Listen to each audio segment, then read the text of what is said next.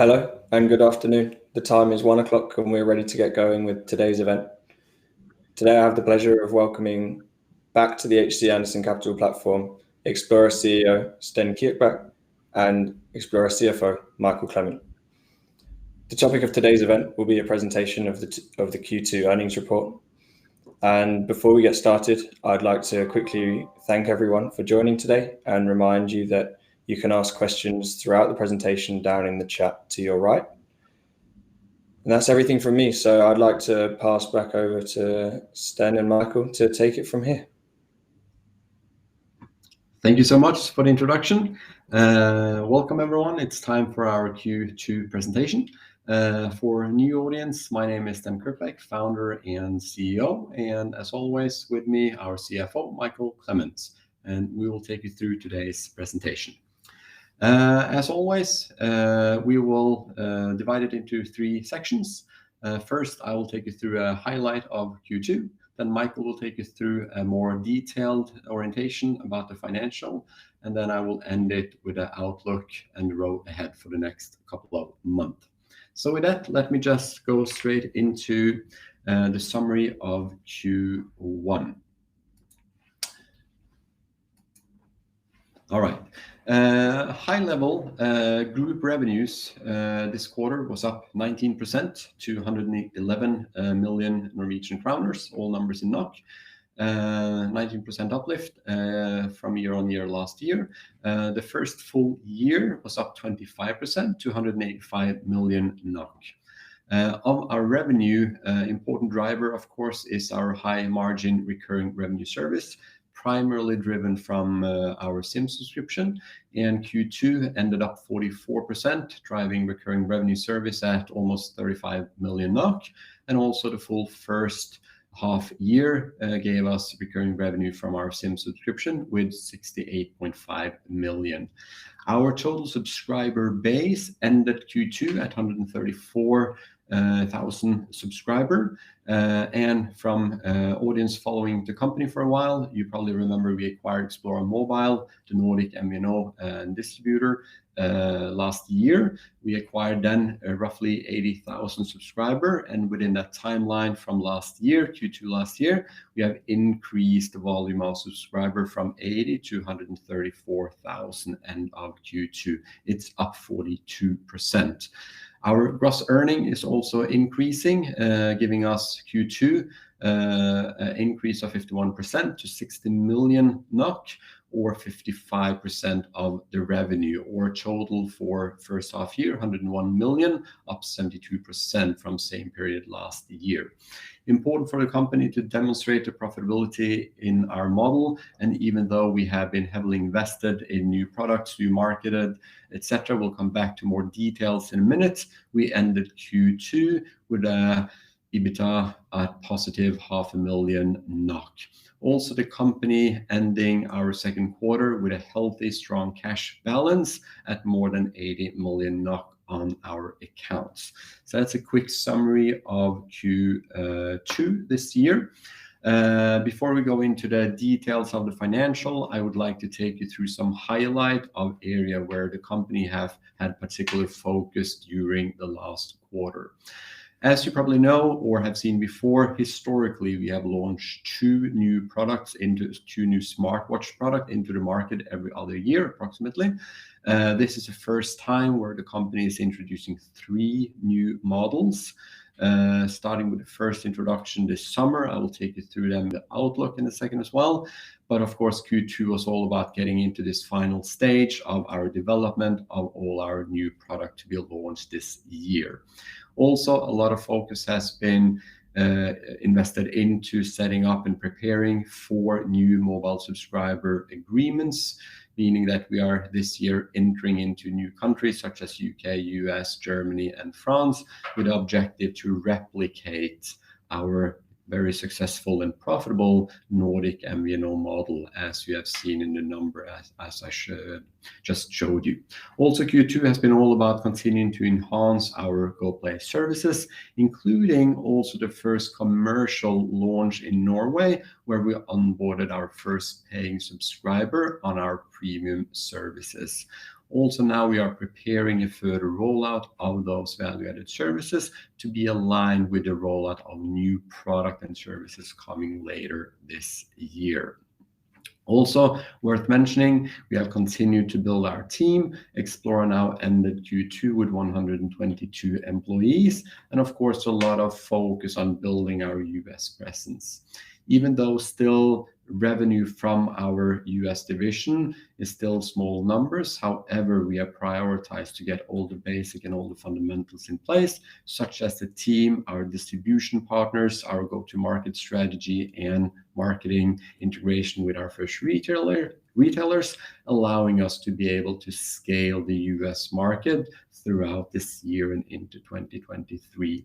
Also mentioning, as probably everyone in the tech industry are well aware of, it has been very challenging time when it comes to supply chain, when it comes to component. We have currently been handling this well, being able to support the demand from our retailer with existing products, and also lining up and finalizing our new products to be launched later this year. Although we have a couple of months delay, as we have been informing the market on the current XGO 3 and also the upcoming product, it's representing approximately 2 months within that delay. Still, we are on track to deliver all our products within 2022, with aim to get all products into the market ahead of the Christmas peak season. Also, the last point, the company has been working hard to implement a new ERP system to utilize all the benefit from that integration throughout this year as well. And with that, I would like Michael to now run you through some of the more detailed financial updates from the quarter. Thank you, Stan. Let's dive into the financials, and we'll start out with revenues. Revenues in the second quarter were 111 million NOK, up 19% from Q2 of last year. For the first half of 2022, we reported revenues of 185 million NOK, a growth of 25% from the first half of 2021. We made an acquisition that was consolidated from Q2 last year. So in other words, in Q1 we had some inorganic growth, whereas in Q2 all of our growth is organic. Our revenues, we have today 2 key sources of revenues. We sell a smartwatch marketed for children under the business segment devices, and we sell accompanying SIM cards and SIM connectivity revenues through services. These services are recurring revenues, whereas devices are not. Device revenues in Q2 made up 75 million out of the 111 million in revenues. The largest market for our device sales is Germany. It has been so, and it continues to be so. Xplora has a very solid position with a broad distribution network in the German market, as we also have in the Nordics. And Norway is our second largest market for device sales in Q2. In terms of services, we have MVNO or service provider agreements in the 4 Nordic markets: Norway, Sweden, Denmark, and Finland, where we have the longest history in Norway, followed by Sweden, and then Finland, and then we have roughly 18 months track record for subscription sales in the Danish market. Norway makes up the largest share of service sales, totaling 35 million NOK, followed by Sweden and then Finland. Overall, Germany is our largest market in revenue terms in Q2, 40% of revenues, followed by Norway at 34% of revenues. As Stan briefly mentioned, we at Xplora have a strong focus on driving underlying profitability and scalability in our operations. Gross margins have steadily increased over time. That has been helped over the last year through the introduction of subscription revenues, which carry highly accretive margins to our overall gross margins. A rule of thumb is that device sales carries gross margins of around 30%, with more than double that generated from subscription revenues. This quarter, we generated gross earnings of 60 million NOK, more than 50% up from the same quarter last year, with gross margins at 55%, stable from the first quarter this year. We have seen over time a continuous increase in our service revenues. As mentioned, we made an acquisition with effect from Q2 last year, so this is on a pro forma basis historically.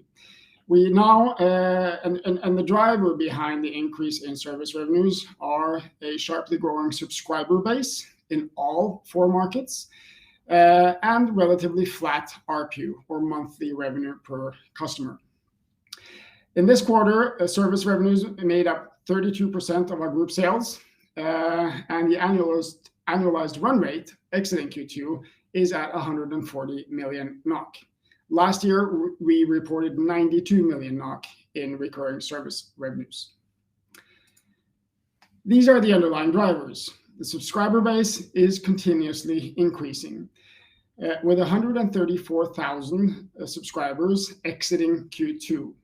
We have already exceeded 140,000 mobile subscribers as of today. 78,000 of these subscribers are in Norway, 34,000 in Sweden. If we look at this in relation to the target market we are addressing with the current products, children aged 4 to 10, the number of subscribers we have in Norway represents 18% of the number of children in the age group, according to UN population statistics. The same number for the Swedish market is 4% penetration, with 3% in Finland. In Denmark, we're now at 2% of children aged 4 to 10 as Xplora customers. But keep in mind the shorter track record that we have in the 3 other Nordic countries compared to Norway. In Norway, we have seen a continuous growth in our penetration rate, and we seek to extend this penetration rate further. We have the shortest track record in Denmark, but as you can see, the trend in penetration growth in the Danish market is actually above what we saw in Norway, Sweden, and Finland at the same point in time in terms of market entry. We also see that both our growth in penetration in the Finnish and Swedish market largely track the increase in penetration rate that we saw in Norway at the same point of development. This is very promising as we are applying the same go-to-market strategy in all 4 countries. And we will use this knowledge to, when we now extend our connectivity, the operations to new markets, such as Germany, France, the UK, and the US, we will apply much of the same go-to-market strategy as we have in the Nordics. Quickly into the P&L. Group revenues 111 million, up 19% over the same quarter last year, with recurring service revenues up 44% year over year. Smartwatch sales were up 9% in the second quarter. That follows negative growth in the first quarter of this year. When we entered 2022, we did announce that we saw some weakness among consumers in many retail channels. We have seen an improving underlying growth through the second quarter. Gross earnings, 60 million NOK, up 51% for a margin of 55%. OpEx at 60 million. There are some non-recurring items in here, such as 2.5 million NOK in consultancy payments for the implementation of ERP systems. EBITDA, positive 0.5 million. Then we have amortization of intangibles stemming from the acquisition of Xplora Mobile Holding, goodwill and customer contracts at 11.8 million, according to Norwegian GAAP. EBIT thereby ends at minus 11.4 and net earnings at minus 9.8 million in Q2. In the first half of this year, group revenues were 185 million NOK, up 25% over the same period last year, where recurring service revenues were up by 157% to 68.5 million, representing 37% of revenues. Smartwatch sales year to date were down 5%. Gross earnings, 55% margin for the first half, with gross earnings up 72% to 101 million NOK. EBITDA at a negative 2.3 million in the first half versus a loss of 9.5 million in the first half of 2021. Same with the depreciation and amortization, largely made up out of amortization of intangibles stemming from the acquisition of Xplora Mobile Holding, leaving EBIT at minus 26 million NOK in the first half of 2022. Moving on to the balance sheets. We are a very seasonal business. We cater to the retail industry, where a major share of revenues are in the second half of the year. In 2020, 75% of our revenues were in the second half of the year. Slightly lower share in 2021, but it explains how back-end loaded our business is. That means that during the course of Q2, we spent working capital to build a preparation to deliver on higher seasonal sales in the second half of the year. Our top balance sheet total is 509 million NOK. Of this, financial fixed assets were 255 million NOK, largely goodwill and intangible values such as customer contracts and capitalized R&D through intangible assets. We have 4.4 million in other long-term receivables, largely restricted cash through deposits. Inventories stood at 100 million NOK at the end of Q2, up from 78 million NOK at the end of Q1. And we exited Q2 with 81 million NOK in cash. We have interest-bearing debt of 28.6, slightly down from Q1 on down payments, and other short-term liabilities of 66.6 million, largely prepayments from customers and factory orders. Equity, 75% equity ratio, with equity at 384 million NOK. Finally, cash flows. Cash from operating activities in Q2 were minus 37.5 million NOK. Our cash earnings, being profit before tax plus depreciation and amortization, is a positive 1.2. But as mentioned, we are investing in working capital through Q2 to be able to deliver a higher growth in the second half. So increase in working capital of 38.5 million drives operating net cash flow from operating activities at minus 37.4 million. We are investing this year. We are investing in new systems. We are investing in 3 new product lines. We are investing in new services, such as connectivity in more markets, and we are investing in new offices and new geographies. Total investments this quarter, minus 14.4 million. And then we have financing activities of minus 0.5 million NOK from down payment of debt. With net change in cash and cash equivalents of minus 52 in Q2, for ending cash balance of 81.2 million NOK at the end of Q2. So with that, I'd like to leave the word back to Sten for a few comments on the road ahead. Thank you, Michael. All right. Before I go into some of the key highlights for the road ahead, I would like to just quickly summarize our key strategies for growth for 2022, in particular last half of this year. 3 of the first bullet point you can see on the screen is really related to driving growth from new and existing markets.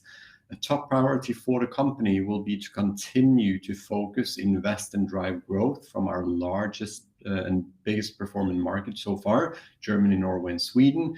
Doing so by even better integrate with our retailers, making sure that we are capitalizing on being the category leader in those markets, and even more joint development with our partner, joint R&D, for example, as we successfully have done with Deutsche Telekom in Germany. The second objective is to drive more of the existing market from a development phase and into a growth phase, meaning getting more of our market into the same growth and penetration as we see in Germany, Norway, and Sweden. doing so by even more investing in our retail, our training, our in-store performance, etc., as well as learning and analyzing even more from our marketing and our conversion of sales into those markets. And the third element, of course, we will prioritize some of the new markets, making sure we successfully launch our product. US, of course, is particular one of those new markets we will prioritize. As both I showed in the initial presentation and Michael took you through more in the details, it will be a top priority for the business to replicate our highly profitable MVNO model from the Nordic, introducing connectivity into the new market we just showed you in the intro as well. The final element for our growth is, of course, to leverage on the fact that we're introducing this year 3 new models. And historically, we have seen when we're introducing new products into the market, it comes with a default higher demand, awareness, and activity level with our products from our own online channel, as well as from our distributors and retailers. So 5 key building blocks to secure our growth in 2022. Some of the new releases, very high level, as we have already informed. This summer, we introduced our new entry-level model, our XGO 3 model, into the market. As always, we will keep 1 entry-level price point and 1 premium price point in the market at any given time. Historically, we have done that every other year. This year, it's 3 new models. The first XGO 3, the new entry level, starting at 149, entering the market this summer, and also emphasizing even more this product going into the back-to-school season that we're just in now. Next product out will be our next premium model called X6.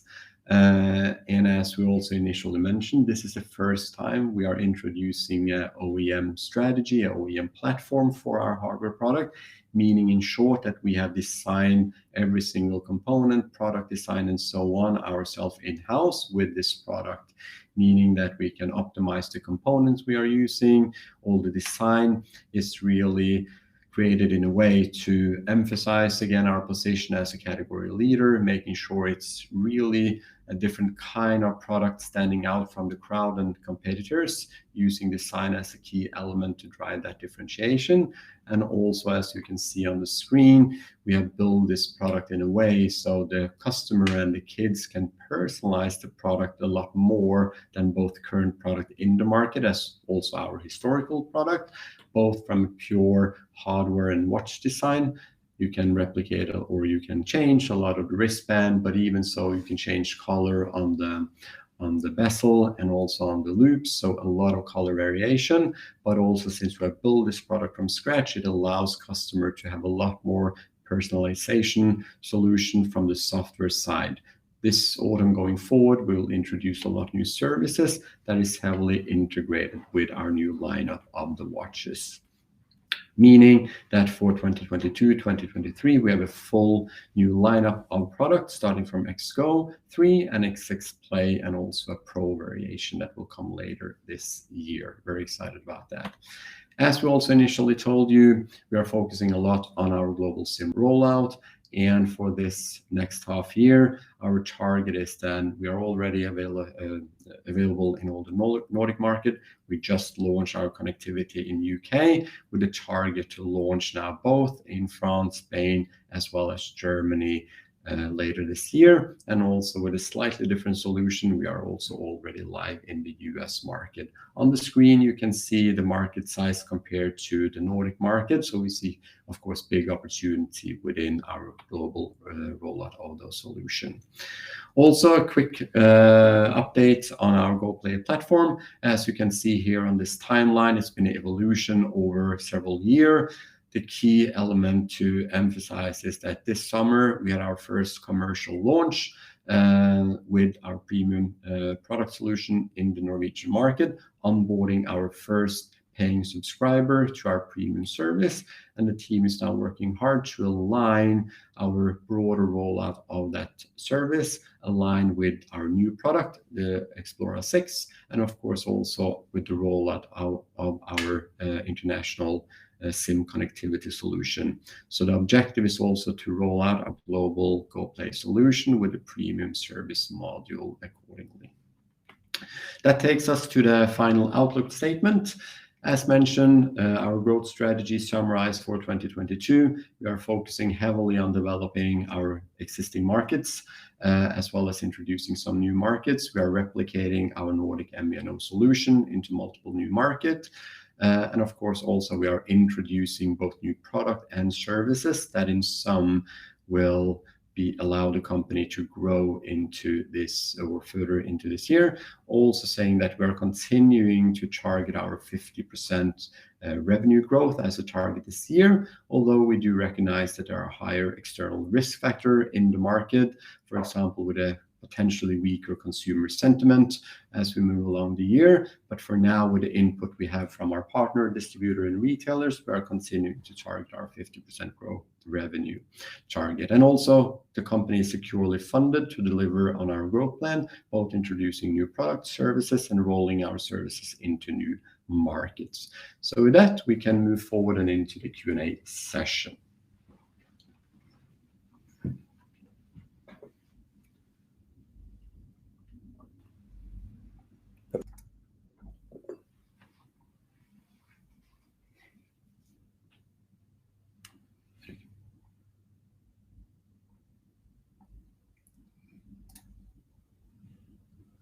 I think you are on mute, Philip. Apologies. Can you hear me now? Yes. Yeah. Great. Thank you both for the walkthrough of the presentation.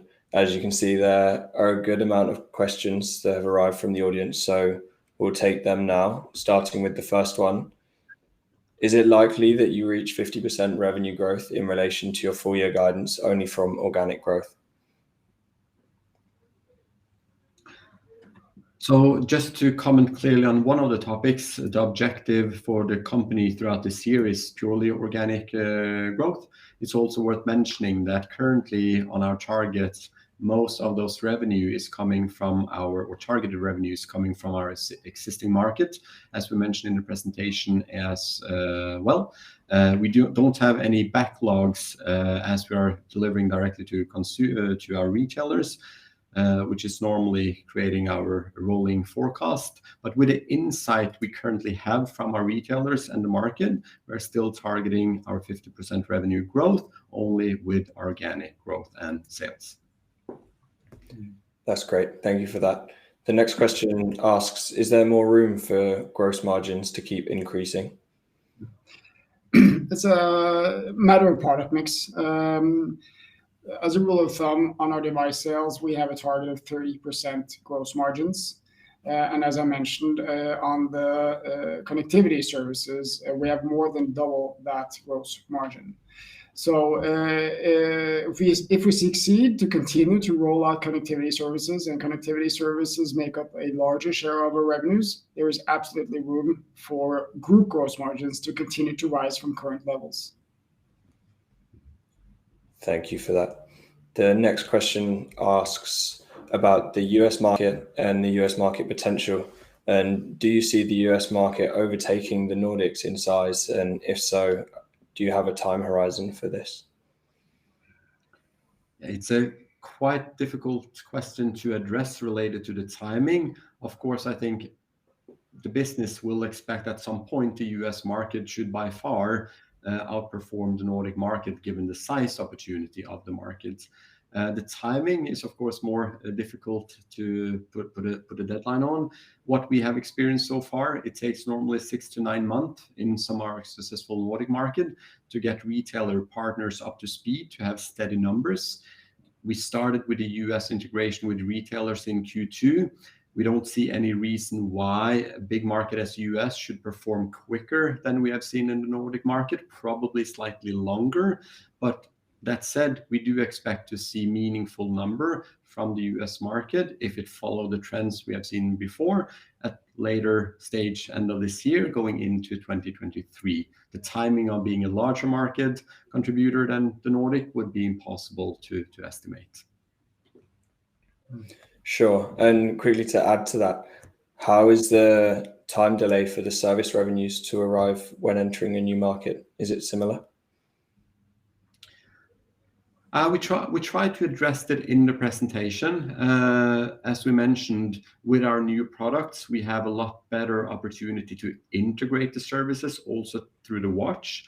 We have also seen that the best time of selling our services is at the same time when you're activating your SIM subscription. Remember, when you buy the watch, you have to have a SIM subscription, meaning it's easier for us then to have customer to onboard our SIM. In the same point, we have also seen it's easier to upgrade to additional service revenue. That's the reason why we have aligned our new service introduction, aligned with our global SIM rollout, as well as with our new product coming later this year with Xplora 6. We are aligning all those three events together, hoping then to see quickly uptake with some meaningful revenue also from our services. Great, that's very nice. And there's a question asking whether you have an idea of new products or new markets will be the biggest driver of growth for the remainder of 2022. New products will clearly be a bigger driver of revenue and growth in the second half than new markets. Great. The next questions ask around cash flow. So the next one asks, does Xplora have a target for generating positive cash flows? We are continuously aiming to increase our scalability, our profitability, and our leverage. And we are stating that we are securely funded to deliver on our growth. That's our organic growth ambitions. We are in a business where the first half is the weaker part of the year, with second quarter and the early parts of Q3 being a period when you prepare for a seasonal ramp up in the latter parts of the year. We tend to release or have positive cash flows towards the end of the year. And we expect to see a similar pattern of this also in the current year. Very nice. The next question is somewhat related and asks whether you have sufficient financing to fulfill your growth plans or whether you may need to focus more on profitability. I think I just answered that, but we clearly have a focus on profitability and continue to do so. We are investing in the business. We are investing in markets. We have an industry leadership that we aim to continue to develop. But we clearly have a focus on profitability and state that we are securely funded. That's great. Just last few questions here. We have a question on whether you could comment on how you work with the LTV.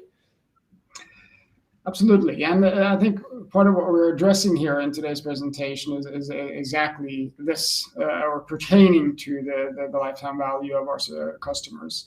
When we were listed 2 years back, we were a company that sold smartwatches for children. And we did that very successfully, and we grew very nicely.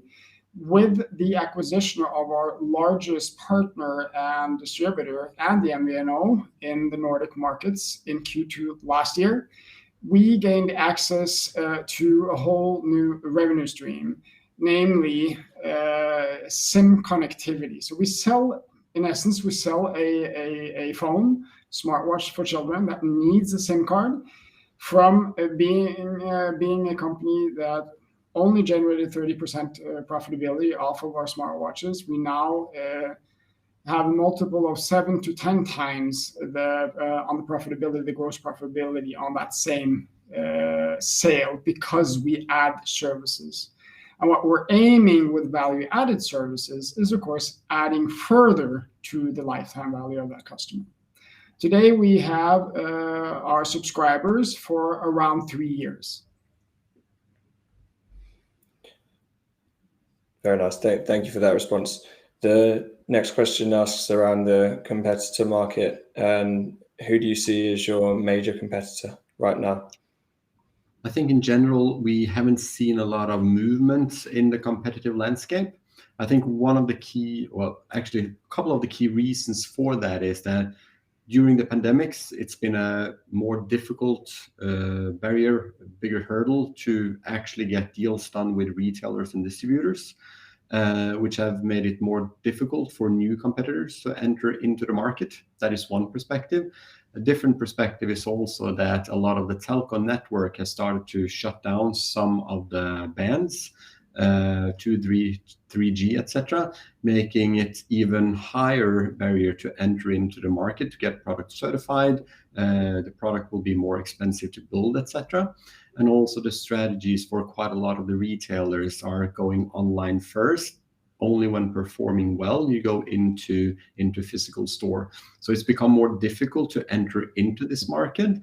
Us having a leading position in the market has then already come into quite a lot of retail, making it easier for us to actually increase the gap to the competitors. So far we haven't seen any major new competitors, but as we have stated previously, there are a couple of different brands in the different region or countries. And staying on the competitive landscape, I'd like to ask something which we covered in a previous event, but I feel is appropriate to ask again, and that's whether you feel there's any chance of the legacy smartwatch companies like Garmin or Fitbit potentially entering this market. No one can ever know, but again, we have been debating, discussing, getting questions from that for the last 3, 4, 5 years. Maybe some had plans to do so before the pandemic, but also we have seen that many companies in general have changed their plan during the pandemic to focus more on the core businesses. That could also be some of the reason why we haven't seen new introductions into the market, again, allowing us to continue to strengthen our position. Very nice. Well, we're out of questions, and I think we've got across a wide range of business areas. So I think it's a good time to round off now. So I'd like to thank both Sten and Michael for joining us today, and for the viewers for watching. So thank you all, and hope to see you soon. Thank you.